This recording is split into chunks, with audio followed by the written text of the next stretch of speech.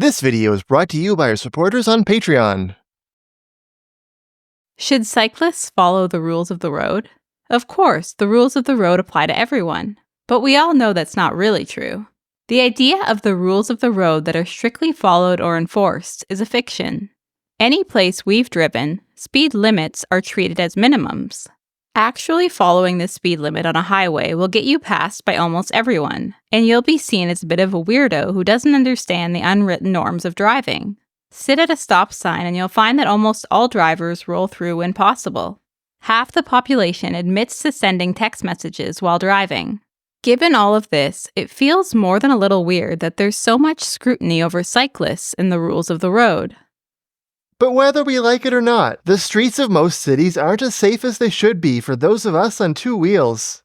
We have to take our safety into our own hands, and criticizing the behavior of other road users isn't going to keep us safe as individuals. We also have a responsibility to act safely towards others, especially more vulnerable pedestrians.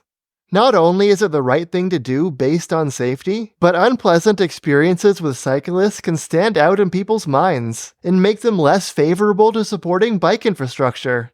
So what rules should you follow while on a bike? Well, here's our approach and philosophy. Helmets are not mandatory where we live, so it's completely up to us. We take the Dutch approach of not wearing a helmet for most daily cycling, but we do wear helmets for longer bike trips where we expect fatigue or bad infrastructure, when biking steep hills for exercise, or sometimes in bad winter conditions. People say you should always err on the side of safety, but if they took that seriously, they'd be wearing helmets while walking, jogging, driving, or taking the bus. Cycling casually on a bike path like this feels about as dangerous as walking or jogging, especially if you bike often. We will wear helmets on e-bikes though. That's the law where we live and it's actually enforced. And we would wear them if we were to ride e-scooters, because with the small wheels, those feel less stable than bikes to us. Most drivers do a rolling stop through stop signs, also known as not actually stopping. This isn't legal, but it's common and normalized, and we also do it on a bike when the way is clear. It's actually really bizarre how much focus there is on cyclists not stopping at stop signs, when almost every driver does the same thing. We do make sure to slow down and have awareness, waving through pedestrians who are there or drivers who have already stopped, and yielding to other cyclists who are already in the intersection. Red lights are more serious than stop signs. They're usually at higher traffic intersections, and there isn't the same norm of rolling through them. Some cyclists do it anyway like this, and we think that's a bad idea. Sure, if an intersection is completely empty early in the morning, or if it's a T intersection and cars literally can't cross you, go for it. But at regular intersections with cars present, we respect red lights and we recommend you do too. Cars with a green light might not expect or see you, and you give a bad name to cyclists. If the intersection has a green light but a separate bike light that's red, respect the bike light. The purpose of that is to hold turning drivers while you go straight and then hold cyclists for drivers to turn. It's basically separating cyclists and drivers in time like a bike lane separates them in space. Lots of cities have walk signs for pedestrians that go before the green light for cars. We're lucky that our city allows cyclists to follow these like pedestrians when there isn't a dedicated signal for cyclists. This is illegal in a lot of other places, but assuming it's not enforced, it's reasonable to do. It's good to get out in front before cars start turning right. If you get to an intersection on a bike lane and drivers are already turning right, be careful about proceeding straight. There's a reasonable chance they don't see you. One of the most important parts of safety for us is being predictable, which is why we try to consistently use hand signals when turning if there's anyone around. For turning left, we point left. For turning right, we point right. You can also bend your left arm to turn right, but not as many people know what that means, so it's not as useful. We also point to the ground if we're going to stop and people might be close behind us. When riding down a street like this one, we always try to be aware of the crosswalks and watch for pedestrians who might want to cross. When we're walking places, we sometimes encounter cyclists who aren't very attentive to crosswalks, and it's annoying. As cyclists, we should give pedestrians the same attention that we hope drivers apply to us. Sometimes pedestrians are unpredictable or turn to cross kind of suddenly. If you find yourself not able to stop, you should slow down and be more aware.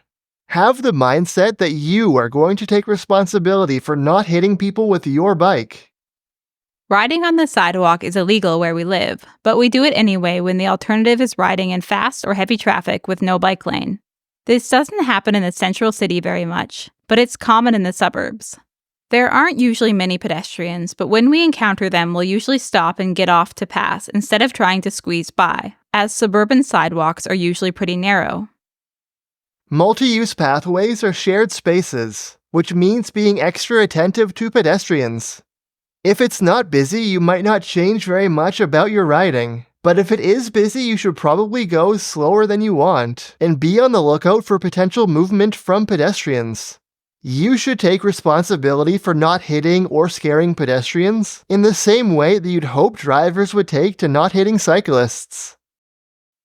Wearing headphones while riding is illegal where we live, and we follow the rule.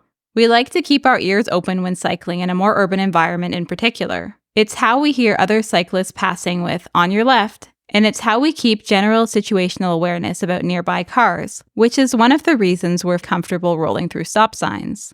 There's actually a pretty big double standard here. Drivers are allowed to roll up their windows and listen to music. Where we live, they're even allowed an earbud, although just one. Why does the law demand so much more auditory awareness from cyclists than drivers?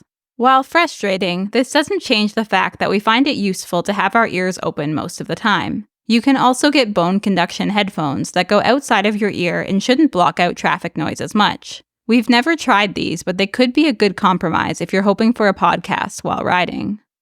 Update: I tried these over the weekend and they work pretty well. When passing another cyclist in a bike lane, you should be attentive to where they are and how much space you have to pass them. If you need them to move over a bit or you want to give them a heads up, you can say "on your left," or here in Quebec, "à gauche."